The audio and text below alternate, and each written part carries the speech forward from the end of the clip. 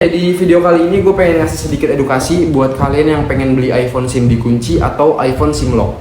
Karena kenapa? Karena banyak banget sekarang beredar ngejual iPhone di Shopee, di Tokopedia, dimanapun itu kondisinya iPhone SIM lock atau iPhone SIM dikunci.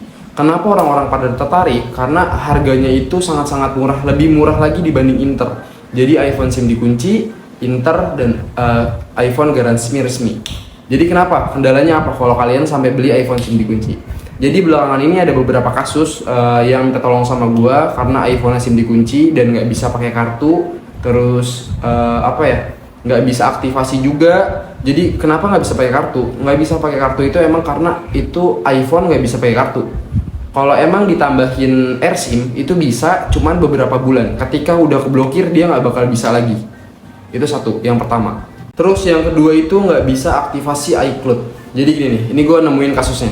Jadi ketika iPhone SIM dikunci, terupdate iOS-nya atau update iOS otomatis, itu ada beberapa kasus yang lock to owner, tiba-tiba lock to owner, itu tiba-tiba banget kekunci dan nggak bisa dimasukin iCloud. Padahal kasusnya itu iCloud-nya bener, password-nya bener, gue coba login di website pun bener, tapi nggak bisa diloginin di iPhone yang SIM dikunci.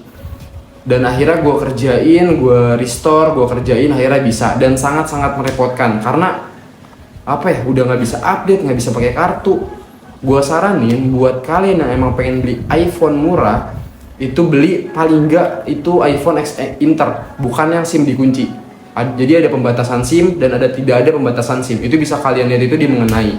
Jadi gue lebih rekomendasiin kalau emang dana kalian minim buat beli iPhone, itu beli iPhone X Inter, bukan iPhone SIM dikunci. Jadi kenapa gue bahas ini? Karena ada salah satu teman dekat gue beli iPhone 14 itu di harga 5, sekian. Itu sangat-sangat murah dan bisa pakai kartu katanya. Jadi di minggu pertama itu dia senang banget karena bisa pakai kartu. Tapi gue cek di mengenai itu iPhone-nya SIM dikunci atau SIM lock.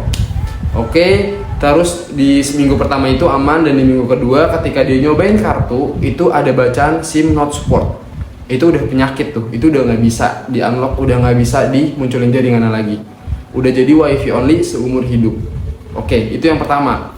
Ketika seminggunya lagi dia update iOS, otomatis itu SIM dikunci, iCloud-nya lock to owner. Padahal itu udah masukin iCloud yang bener, dicek di website juga udah bener, tapi dia nggak bisa login, nggak bisa aktivasi. Akhirnya gue kerjain, lumayan lama gue kerjain, akhirnya bisa juga. Jadi buat kalian dipikir-pikir lagi, kalau ada yang mau nanya-nanya langsung WhatsApp gue, nomor gue di bio.